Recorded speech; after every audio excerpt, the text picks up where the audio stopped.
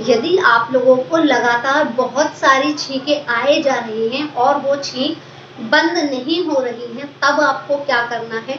Normal जो हल्दी होती है जो आप सब्जी में यूज करते हैं वो हल्दी लेंगे और उस हल्दी को तवे पर रखेंगे, तवे को गरम कर लेंगे और उसको चलाते रहेंगे और जब उसमें से धुआं उठने लगेगा तब उसको उस धुएं को स्मेल करेंगे, तो इससे आपकी जो छींकें हैं जो कि कंटिन्यू आती ही जा रही हैं, ये बिल्कुल ही थोड़ी ही देर में खत्म हो जाएंगी। ऐसे ही हेल्दी टिप्स जानने के लिए मेरी वीडियो को कीजिएगा लाइक और चैनल को सब्सक्राइब करके बेल आइकन को दबाना ना भूलें। फिर मिलते हैं अगली वीडियो में।